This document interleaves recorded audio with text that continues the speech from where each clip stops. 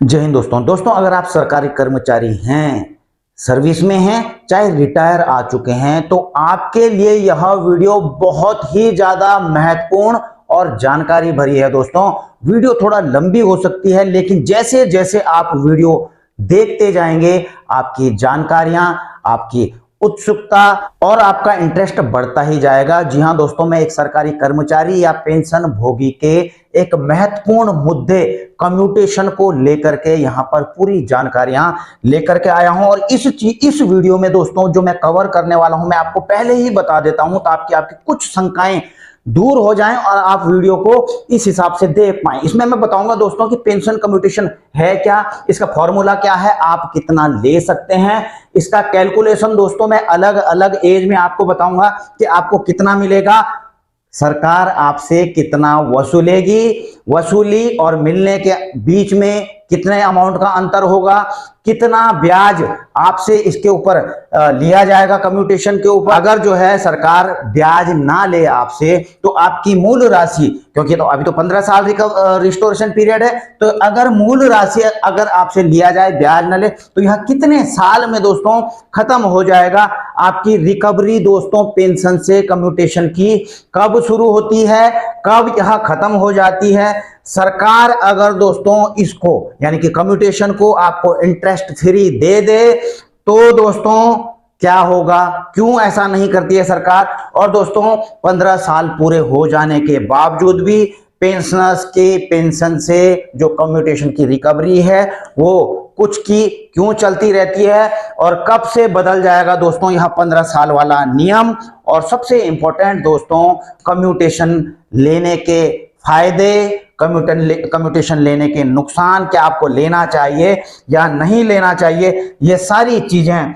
Cover करूंगा दोस्तों। लेकिन इससे पहले दोस्तों गर्व की बात हमारे लिए, आपके लिए कि दोस्तों सबसे पहले मैं आपको बताना चाहूंगा, मुझे यह प्रशंसा पत्र मिला है colonel of the regiment Garhwal rifle की तरफ से। इसमें लिखा गया है दोस्तों, यह सेंटर में बाइनल कॉन्फ्रेंस के दौरान मिला दोस्तों। इसकी छोटी सी क्लिप भी आपको दिखाऊंगा। इसमें लिखा है कि भारतीय सेना से सेवानिवृत्त सैनिकों, वीर माता एवं नारियों के परिवारों का सही मार्गदर्शन एवं उनकी समस्याओं का समाधान करने में आप महत्वपूर्ण योगदान दे रहे हैं। आपने एक पूर्व सैनिक होते हुए अपनी बटालियन एवं रेजिमेंट का ही नहीं अपितु संपूर्ण भारतीय सेना का नाम रोशन किया है। आपके लिए आपके द्वारा किए जा रहे उत्कृष्ट कार्यों और आपके योगदान के लिए आपको प्रशंसा पत्र प्रदान करता हूं। Lieutenant general Dinesh Rana, colonel of the Garhwal rifles and Garhwal squad. इसकी दोस्तों मैं थोड़ा सा प्राइज सेरेमनी की मैं आपको एक हल्का सा क्लिप दिखाऊंगा। जो चाहें तो इसको स्किप कर सकते हैं, डायरेक्ट वीडियो में आ सकते हैं, जो ना चाहें तो इसको क्लिप को देख सकते हैं। उसके बाद हम मुख्य टॉपिक पर दोस्तों बातचीत करेंगे। पर्सनल यूट्यूब चैनल स्टार्ट किया है सेंद्रीय इन्फोटेक। हमने भी काफी देखा है, काफी इन्फो स्प्रेड कर रहे हैं, जैसा वेटरन से रिलेटेड, पेंशन से रिलेटेड जो भी क्वेरीज होती हैं स्पर्श से रिलेटेड, ये अपनी इन्फो स्प्रेड करते हैं अपने चैनल के माध्यम से। और ये वेटरन्स को हेल्प आउट करने के लिए कंसर्न्ड एजेंसी से खुद वॉलंटरली अप्रोच करते हैं, हमारे से भी अप्रोच करते हैं, इनको प्रशंसा पत्र प्रदान किया जाता है। तो दोस्तों मेरे लिए तो गर्व की बात है ही कि मैं अपने चैनल के माध्यम से पूर्व सैनिकों, वीर नारियों, उनके पेंशन संबंधित, वेलफेयर संबंधित यह पूरी जानकारियां आपको दे पाता हूं। आपके कई समस्याओं का समाधान करने में प्रत्यक्ष या अप्रत्यक्ष रूप से आपकी मदद करने के लिए हमेशा सजग रहता हूं और करता भी रहता हूं। ऐसे में दोस्तों यह प्रशंसा पत्र, यह सम्मान पाना मेरे लिए बहुत बड़ी बात है। हालांकि दोस्तों केवल यह मुझे ही नहीं मिला है, वहां पर शायद 26 या 27 पूर्व सैनिक थे जो अलग अलग क्षेत्र में सिविल में जो है अच्छा काम कहीं ना कहीं कर रहे हैं। हालांकि मैं सबको कवर नहीं कर पाया। और ऐसे क्षण हमेशा अविस्मरणीय रहते हैं और हमें प्रोत्साहित करते हैं कि जो भी आपसे हो सके अच्छे कार्य समाज के अंदर कुछ ना कुछ करते रहें। अब आते हैं दोस्तों टॉपिक पर।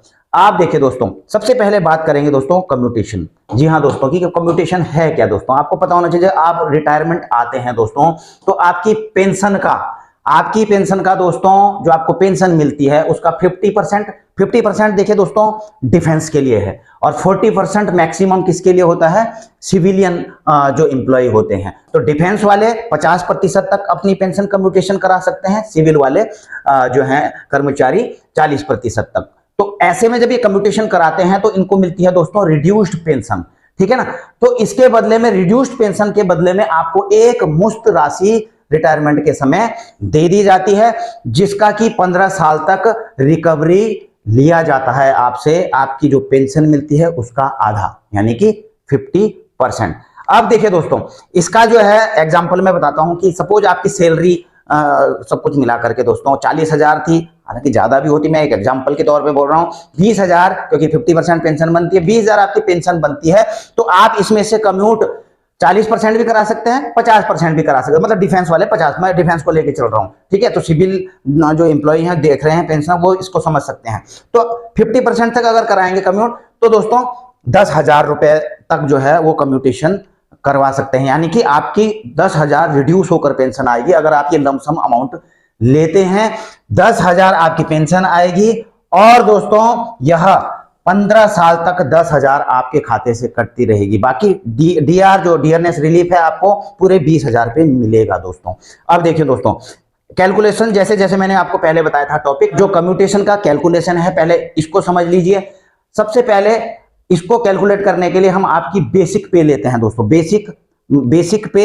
और क्योंकि डिफेंस से हैं तो ऑब्वियसली दोस्तों एमएसपी भी मिलती है, 5200 मिलती है, 10,400 या 15,000 इतना मिलती है। तो आप इसको लगा लीजिए कि 60,000 मैंने एमएसपी भी जोड़ दी है, क्योंकि कम्यूटेशन जो है एमएसपी के ऊपर भी मिलता है। तो मैंने टोटल इसको 60,000 कर दिया है जोड़ करके। अब इनकी मंथली पेंशन कितनी बनेगी दोस्तों, 50% बनेगी। 60,000 का 50% हुआ 30,000 रुपए आपकी बेसिक पेंशन बनेगी, ठीक है। और आपको इस पर डीआर जो है अलग से मिलेगा। अब देखिए दोस्तों, कम्यूटेशन का फॉर्मूला, आपको लमसम अमाउंट कितना मिलेगा अगर आप 50% कम्यूट करवाते हैं, ठीक है। मैंने आपको बता दिया, सिविलियन को 40% मैक्सिमम, कम भी आप ले सकते हैं, ऐसा नहीं है कि लेना ही, पर अधिकतम सीमा है 50% और 40%। तो लमसम अमाउंट कितनी मिलेगी दोस्तों, कम्यूटेड मंथली पेंशन। जी हाँ दोस्तों, आपने कितनी मंथली पेंशन कम्यूट कराई है। मैंने आपको बताया था ना कि 20,000 अगर आपकी पेंशन बन रही है तो आप जो है 10,000 कम्यूट करवा सकते हो, ठीक है, 50% डिफेंस के लिए। गुणा गया कम्यूटेशन फैक्टर। जी हाँ दोस्तों, मेन चीज होती है इसमें कम्यूटेशन फैक्टर, गुणा गया 12, एक साल का 12। अब कम्यूटेशन फैक्टर मेन चीज क्यों है दोस्तों, यही डिसाइड करता है कि आपकी कितनी उम्र है, क्योंकि फैक्टर उम्र के हिसाब से, कम्यूटेशन फैक्टर में उम्र, आपकी उम्र सबसे ज्यादा मैटर करती है दोस्तों, कि आपको कम्यूटेशन कितना मिलेगा, किस उम्र में आप आ रहे हैं। जितनी कम उम्र में आप आएंगे दोस्तों, कम्यूटेशन ले रहे होंगे, तो उतना ज्यादा आपको कम्यूटेशन मिलेगा, क्योंकि उसका फैक्टर यहां पर बदल जाता है। जितनी ज्यादा उम्र में आएंगे दोस्तों, तो कम्यूटेशन फैक्टर उनके लिए जो मल्टीप्लाइंग फैक्टर होता है वो कम होता रहता है, लाइफ रिस्क की वजह से। आप इस चीज को समझ सकते हैं। तो ये कम्यूटेशन फैक्टर है। और अभी जो मैं कैलकुलेशन करने जा रहा हूं, 3 उस पर करने जा रहा हूं, 35 साल, 45 साल, 60 साल में अगर कोई रिटायर आता है, तो आप देख रहे होंगे दोस्तों 35 साल का कम्यूटेशन फैक्टर 9.145, 45 साल का 8 आप देख सकते हैं 996, और 60 साल का आप 8.287 यहां पर देख सकते हैं। तो कम मंथली पेंशन के साथ में कम्यूटेशन फैक्टर आपको ये लेना पड़ेगा, उसमें गुणा करनी पड़ेगी 12, वो मिलेगा आपको लमसम अमाउंट कम्यूटेशन, ठीक है। अगर सपोज दोस्तों मैं तीनों को कैलकुलेट करके बताता हूं, 35 साल में दोस्तों अगर सपोज आपकी 30,000 रुपए बेसिक आपको पेंशन मिल रही, मैंने केवल जो है एक एग्जांपल दिया है, तो 15,000 अगर आप कम्यूटेट करवा रहे हो पेंशन का, तो आपको कितना मिलता है, 35 साल में करवा रहे हैं, तो आप देख रहे हैं ये फैक्टर लगा कम्यूटेशन का, तो आपको मिलेगा दोस्तों 16,46,000 रुपए, 100 रुपए, 46,100 रुपए, और 15,000 हर महीने तक कटता रहेगा 15 साल तक। अगर 45 में आते हैं दोस्तों, तो 15 गुना आप ये फिटमेंट फैक्टर, ये वाला कम्यूटेशन फैक्टर लगेगा, इनको मिलेगा 16,19,280 कटेगा, इनका भी 15 साल तक 15,000, लेकिन जो 60 साल में आएगा उनको मिलेगा 14,74,920 रुपए। जी हाँ दोस्तों, फैक्टर चेंज होते रहते हैं उम्र के हिसाब से, और जितनी उम्र बढ़ती है दोस्तों ये कम्यूटेशन फैक्टर जो है उसका रेट थोड़ा वो कम होता रहता है, जिसकी वजह से दोस्तों जो बड़ी उम्र में आते हैं कम मिलता है। और जो फैक्टर से उसको कैलकुलेट करके अगर आप ब्याज निकाला जाता है तो जिसकी उम्र ज्यादा रहेगी उस पर ब्याज ज्यादा, लमसम तकरीबन 60 साल में कोई आ रहा है तो 8% के करीबन ये चले जाते हैं।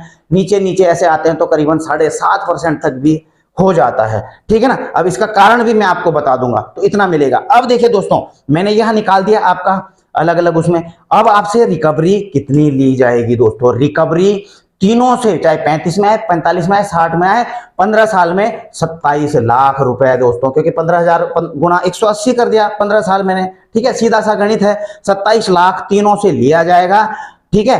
अब अगर तीनों से 27 लाख लेते हैं तो गवर्नमेंट नेट रिकवरी जो टोटल रिकवरी में कितना ज्यादा करती है, ठीक है ना, वसूलेगी इतना। आप 27 लाख में से इनको घटा दीजिए तो 10,53,000, 10,80,000, 12,25,000 इतना जो है एक्स्ट्रा इनसे वसूली की जाती है, ठीक है।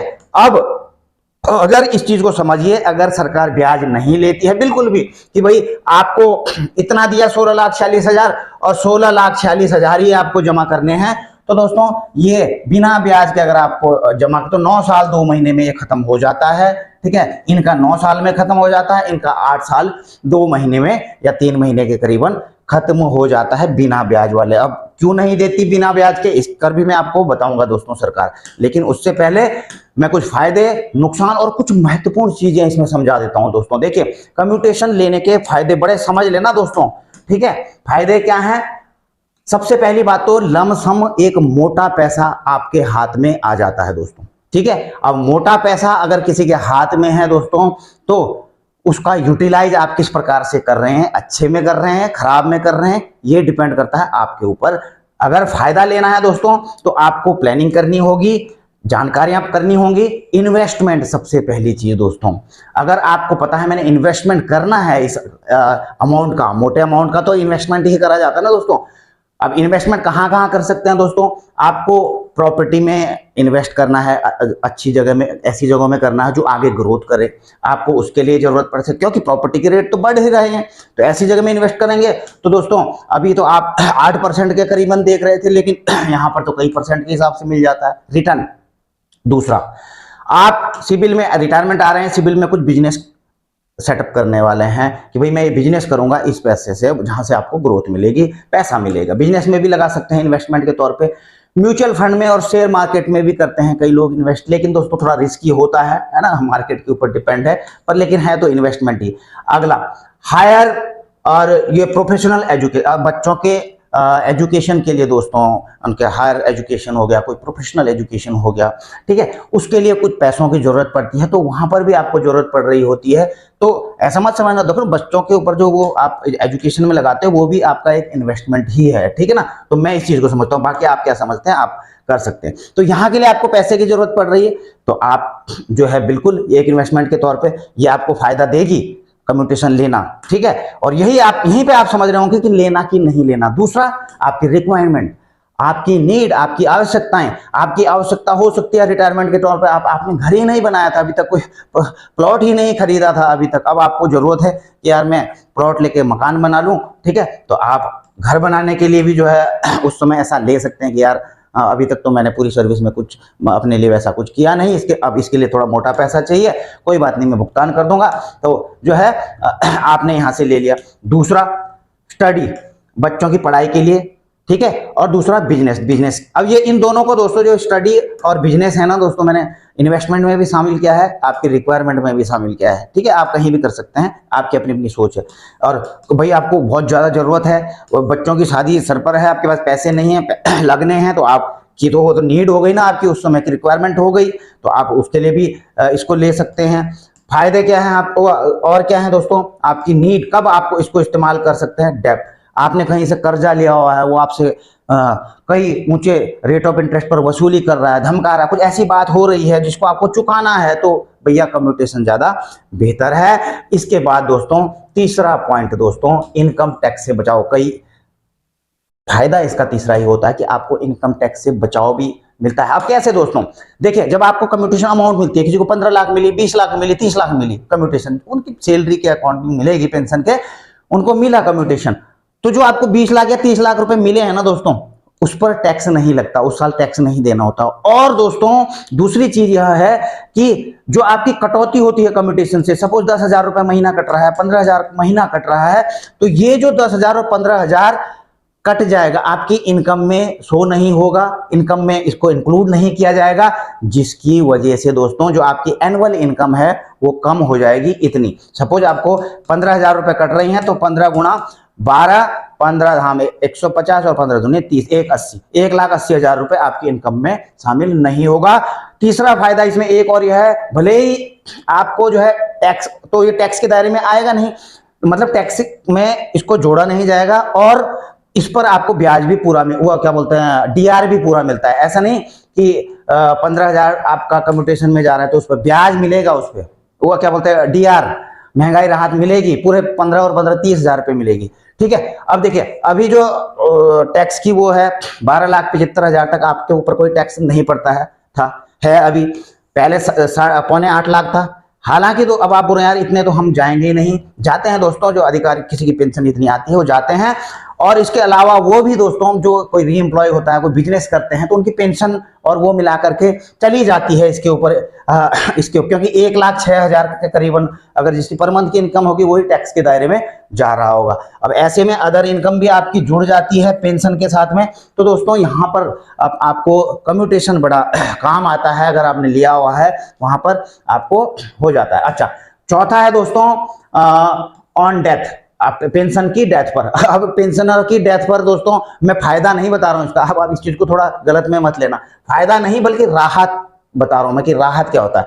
इनकेस किसी ने जो है कोई पेंशन आए दोस्तों, उनकी डेथ हो गई, 1 साल 2 साल 3 साल 5 साल 10 साल 12 साल, कभी भी डेथ हो जाती है रिटायरमेंट के बाद में, तो अगर उनको कम्यूटेशन अमाउंट मिल चुकी है दोस्तों 15 लाख 20 लाख 30 लाख, तो कभी भी उनकी डेथ होती है 1 साल 2 साल 4 साल जब भी होती है, तो उनको उनकी फैमिली पेंशन जो जिनको फैमिली पेंशन लगनी है उनके उसकी, तो फैमिली पेंशनर से उसकी रिकवरी 15 साल तक नहीं ली जाती है, तुरंत उसको जो कम्यूटेशन रिकवरी हो रही होती है उसको बंद कर दिया जाता है, और फैमिली पेंशनर्स को पूरी की पूरी पेंशन दे दी जाती है, उनसे कोई भी कटौती नहीं ली जाती है।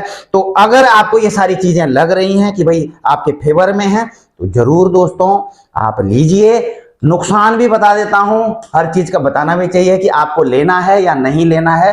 ठीक है, सबसे पहले दोस्तों अगर आपके पास कोई प्लान नहीं है इन्वेस्ट करने के लिए, ठीक है, कुछ वो नहीं है कि यार मैं घर जाऊंगा कुछ करूंगा इसका यूटिलाइज करूंगा, अच्छा इन्वेस्ट करूंगा, कुछ ऐसा नहीं है, तो दोस्तों मुझे नहीं लगता कि आपको लेना चाहिए। दूसरा दोस्तों, आपको लमसम पैसे अमाउंट की जरूरत नहीं है, मोटा पैसा एकदम अब जरूरत नहीं होगी, क्योंकि एक तो जरूरत भी नहीं है, आप इन्वेस्ट भी नहीं करना चाहते या कोई ऐसा प्लान है तो मत लीजिए बिल्कुल। अगला दोस्तों, आपकी मेन इनकम जो है केवल पेंशन है, इसके अलावा दोस्तों अदर सोर्स ऑफ इनकम आपका नहीं है, कुछ नहीं है।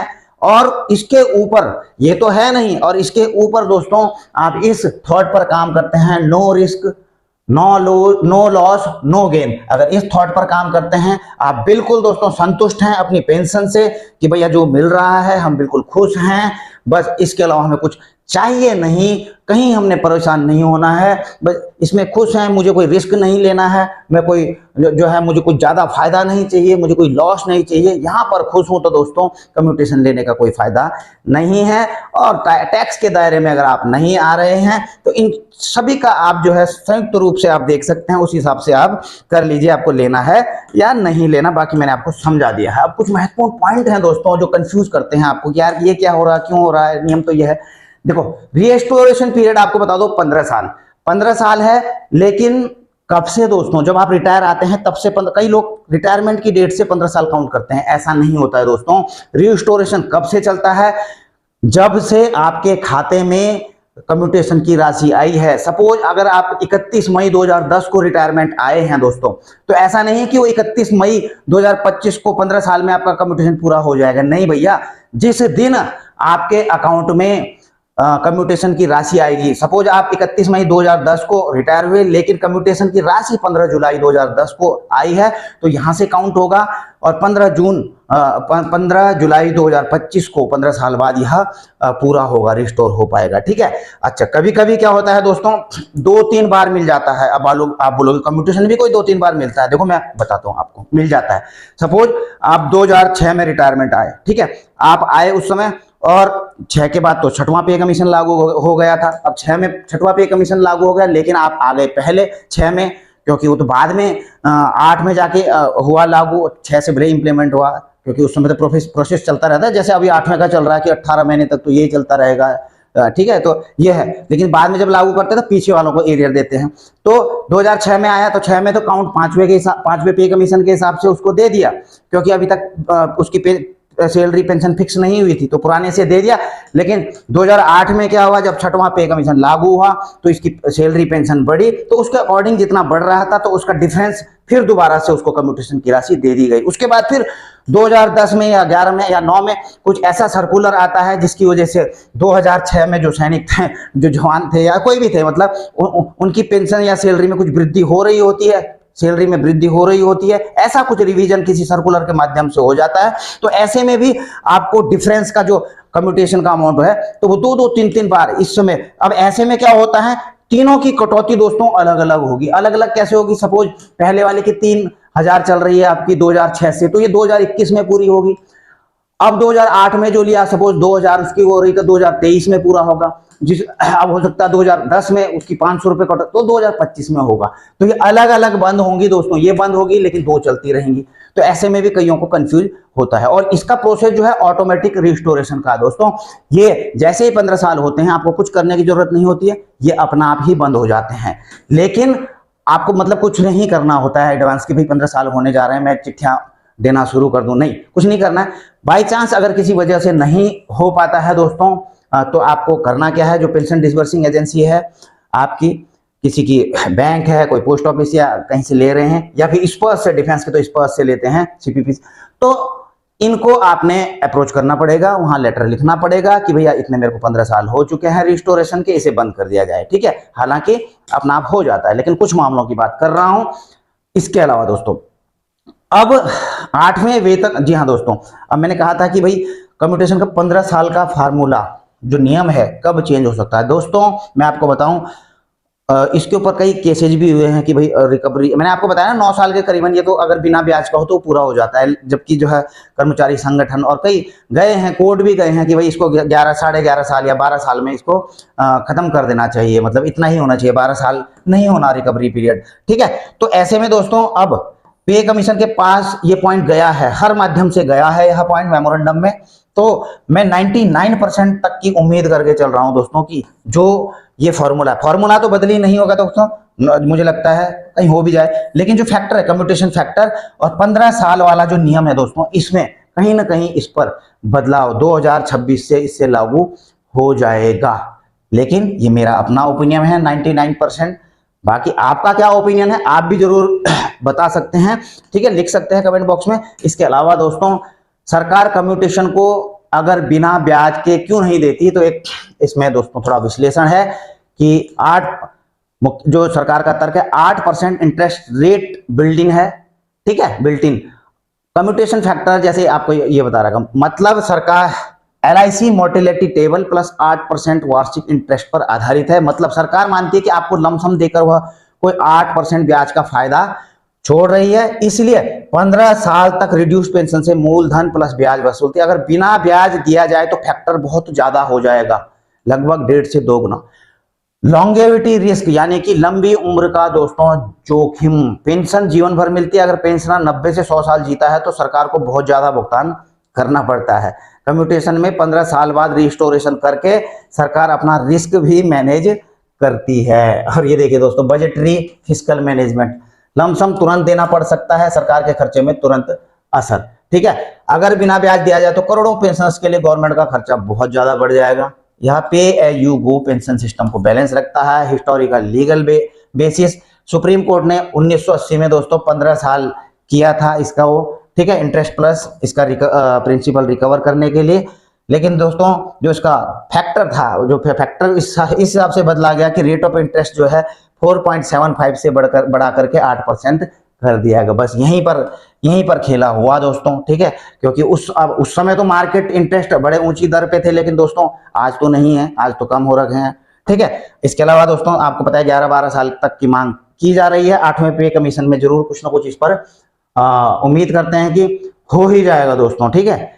अच्छा जी, क्योंकि आजकल तो रेट में कम है, तो भैया ये 8 में हमेशा पिछले 15 सालों से तो लेकर के चल रहा है 15 साल से, तो इसको घटाया भी नहीं, जबकि आरबीआई ने भी जो है रेट ऑफ इंटरेस्ट कम किए हैं। तो कहीं ना कहीं जो है इसको लेकर के इसमें भी चेंज बदलाव होना चाहिए। 15 साल हो गए हैं कम से कम इस पे कमीशन में, तो इसको बदलाव कर ही देना चाहिए। तो दोस्तों वीडियो होती है यहीं पर समाप्त। जो भी आपको सही लगे लाइक शेयर कर सकते हैं दोस्तों, चैनल को सब्सक्राइब भी कर सकते हैं, वीडियो को हाइप भी कर सकते हैं।